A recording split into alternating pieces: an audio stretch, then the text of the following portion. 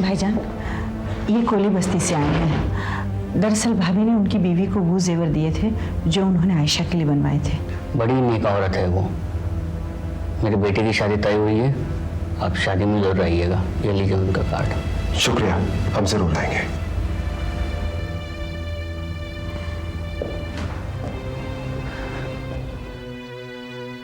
देखा भाईजान, ये है हमारी भाभी की नेकियां, और आपने उन्हें क्या समझा? भाईजान, नसरीन दिल की कितनी नेक है। नमाज का वक्त हो गया है, मैं नमाज पढ़ लूं। भाईजान, ऐसा क्यों होता है कि इंसान एक रिश्ते को निभाने के लिए बाकी के सारे रिश्ते दांव पर लगा देता है? भाभी ने हमेशा आपका हौसला बनकर सुख दुख की राहों में साथ दिया है, और आपने उनकी वफादारियों का ये सिला दिया। क्यों किया आपने ऐसा? मजली, तुम जहीर के कान क्यों भर रही हो? कौन किसके कान भरता है ये तो अल्लाह ही बेहतर जानता है। तुम क्या कहना चाहती हो? हाँ, सिर्फ इतना कहना चाहती हूँ आपा कि इस घर में जो कुछ भी हो रहा है वो ठीक नहीं हो रहा। अच्छा यही होगा कि सब लोग प्यार से रहें। हम भी तो यही चाहते हैं कि हम सब प्यार मोहब्बत से रहें, मगर बहू बेगम ये समझे तब ना। हम तो गए थे उसे मनाने, लेकिन बेइज्जत होकर आगे। आपस में बहस करने और एक दूसरे पर इल्जाम लगाने से कुछ नहीं होगा। सोचिए कि नसरीन की नाराजगी कैसे दूर की जाए। जिन्होंने ये आग लगाई है वही उसे बुझाए तो बेहतर होगा। भाईजान, मैं जा रही हूँ भाभी से मिलने।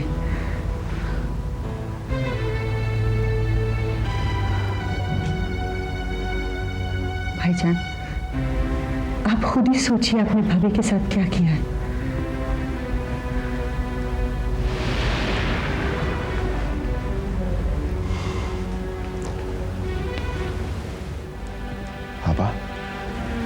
अब कोई तो रास्ता ऐसा होगा, कोई तो ऐसी तरकीब होगी जिससे नसरीन को मनाया जा सके। मैं कोशिश करती हूँ ज़हीर। कितना नादान है, डुबोने वाले से ही साहिल पर पहुंचने की तरकीब पूछ रहा है। अल्लाह मियां, मेरी अम्मी और अब्बू में सुलह करवा दे। अब्बू के बिन कुछ अच्छा नहीं लगता। हमें हमारे घर वापस भेज दे। आमीन।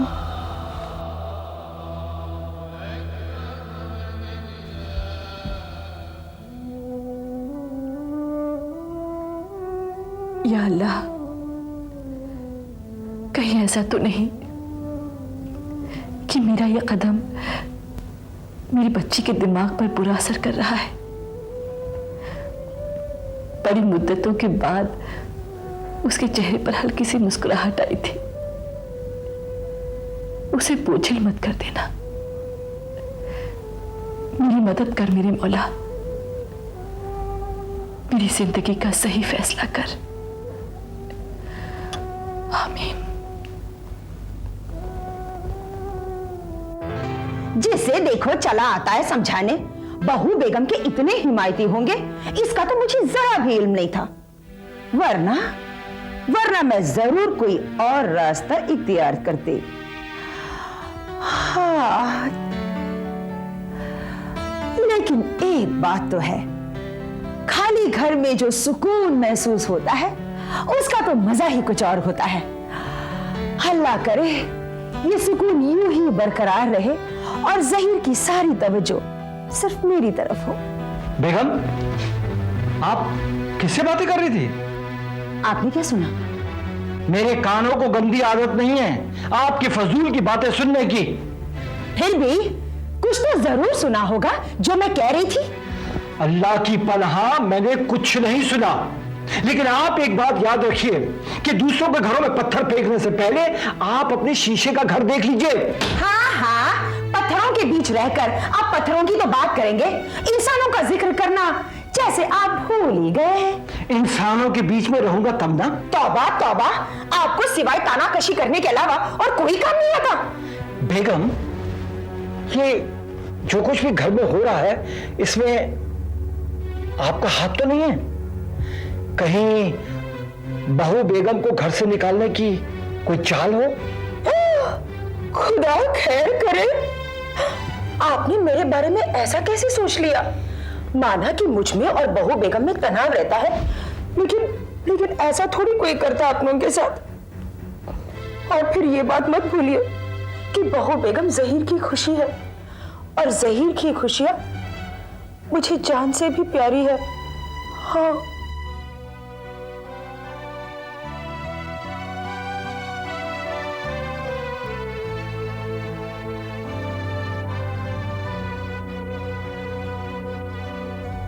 अम्मी, आप अब्बू के साथ क्यों नहीं गई? बेटा, हम आपके अब्बू से नाराज हैं। उन्होंने हमारे साथ झगड़ा किया। अब्बू ने आपके साथ झगड़ा क्यों किया? कुछ नहीं बेटा, गलती हमारी थी, हम घर छोड़कर चले आए। अम्मी, आप झूठ बोल रही हैं। मुझे मालूम है कि जरूर बड़ी फूफी ने कुछ गड़बड़ की होगी। आज मैं अब्बू से इस बारे में बात करूंगी। नाज, देखो बेटा, इस तरह नहीं रोते। आपके रोने से आपकी अम्मी को दुख होगा। क्या आप अपनी अम्मी को दुखी देखना चाहती हैं? नहीं छोटी फूफी, मैं अपनी अम्मी को दुखी नहीं देखना चाहती। अब हम नहीं रोएंगे। ये हुई ना अच्छे बच्चों वाली बात। अब आप जाइए और वसीम के साथ खेलिए। जाइए।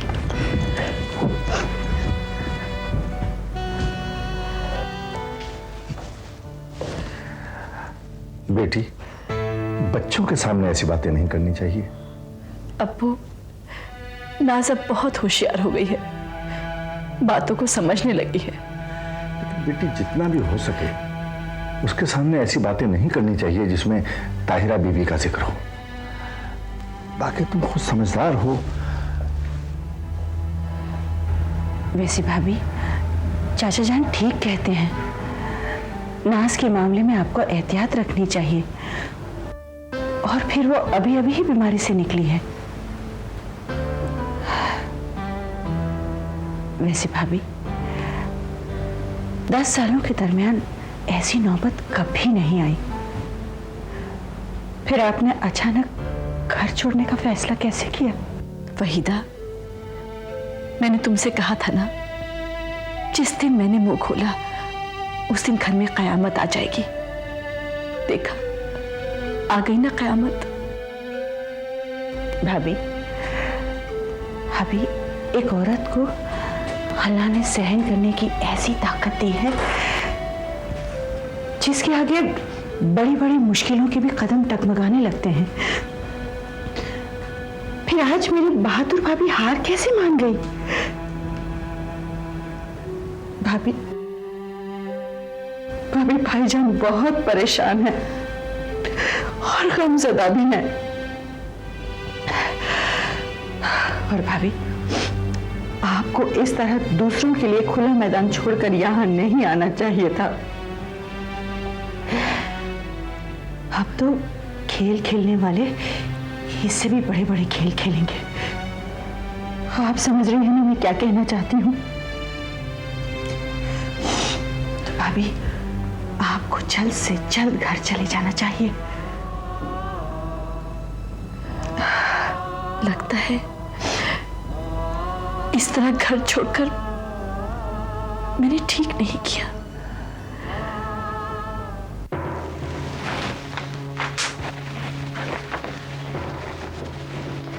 आपने मुझे बुलाया सर? ये क्या नाटक लगा रखा है तुमने? क्या हुआ सर? क्या हुआ? एक टेंडर तो तुम ढंग से टाइप नहीं कर सकते, सैलरी किस बात के लेते हो? सर, मुझसे कुछ मिस्टेक हुई क्या? एक नहीं, 1 दर्जन मिस्टेक है इसके अंदर। 10 लाख में से अगर 1 जीरो निकाल दिया जाए तो 1 लाख रह जाते हैं। अगर ठीक से काम करना नहीं आता तो निकल जाओ इस ऑफिस से। लेकिन सर, मेरी बात तो... मुझे तुम्हारी कोई बात नहीं सुननी। दफा हो जाओ मेरी नजरों के सामने से। Get out. और इसे गेट आउट फ्रॉम हियर।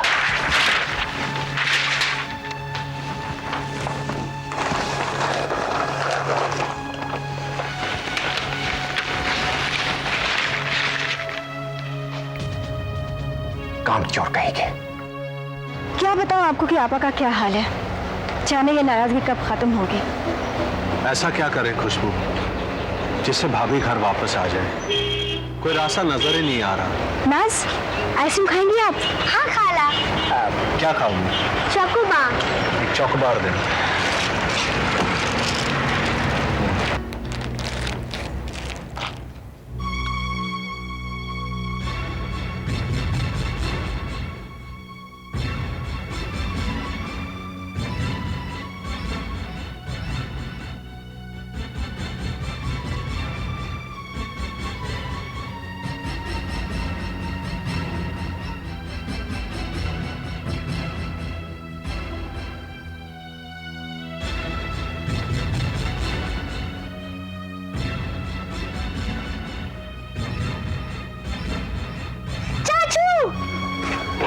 नाज, चाचू, चाचू वहाँ वो आदमी। क्या हुआ नाज? चाचू, मैंने अभी भी देखा, वहाँ जो आदमी था उसने आपके ऊपर गोली चलाई दी। कहाँ पर? वो गाड़ी के पीछे।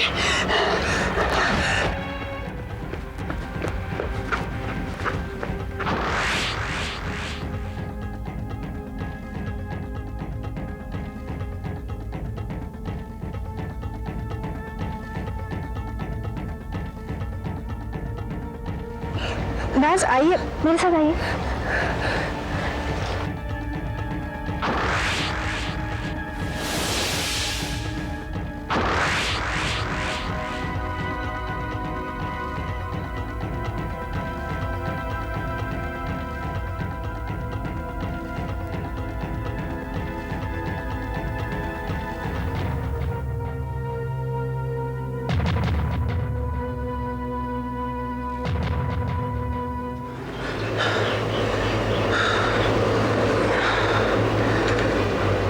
बेटे, तुमने उसे अच्छी तरह पहचाना ना? हाँ चाचू।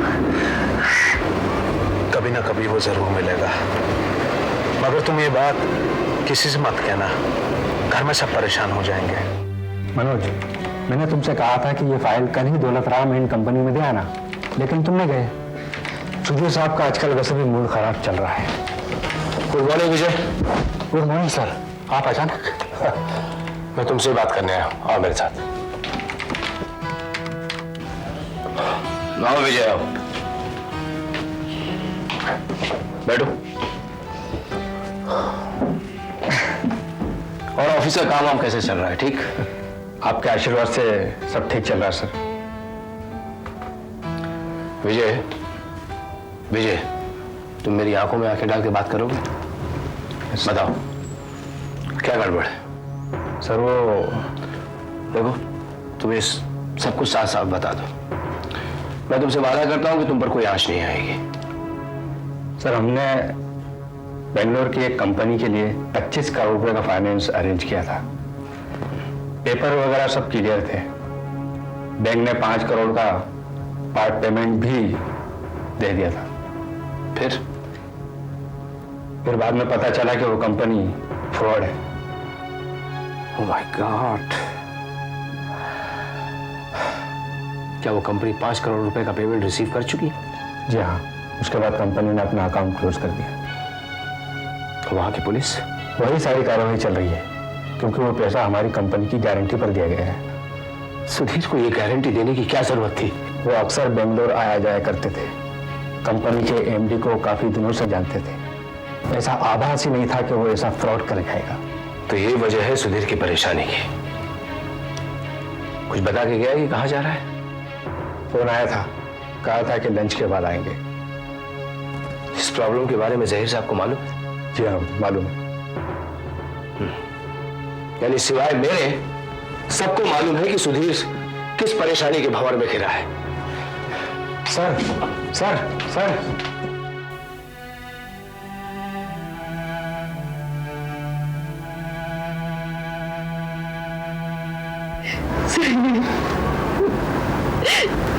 कभी कभी मुझे लगता है बिल्कुल अकेले पड़ गई हूँ। नहीं नसीम, ऐसा मत कहिए, अल्लाह की वजह से मत कहिए। हम आपके साथ हैं और देखिए हमें नहीं पूरा घर आपके साथ है। मुझे सिर्फ आपका साथ चाहिए, सिर्फ मुझे आप चाहिए।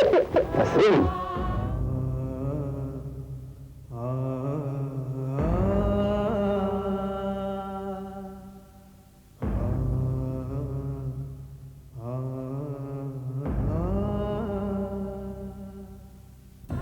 जहीर साहब, मैं आपको अपना नाखुदा मानती थी, लेकिन जब मेरे नाखुदा ने मेरी कश्ती को तूफानों के हवाले कर दिया तो मैं किस पर भरोसा करूं?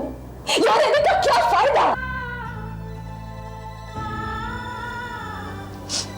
मेरी डोली मेरे अब्बू के घर से उठी थी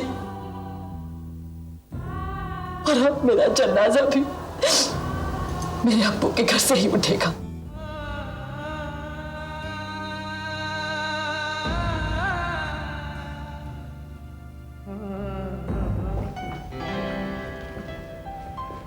ये रहा आपका नया घर।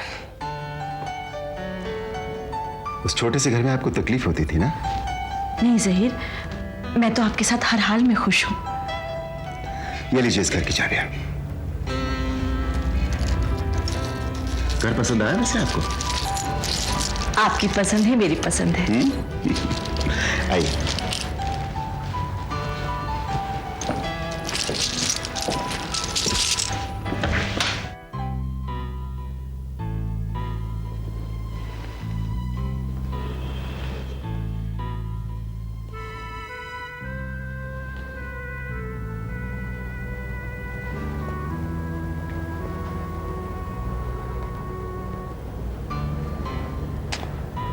नसरीन,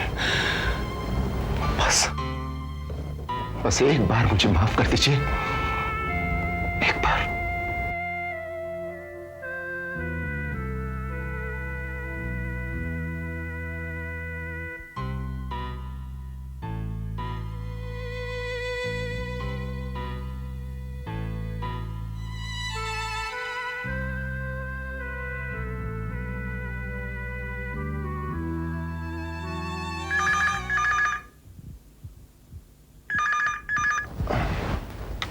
हेलो, आप?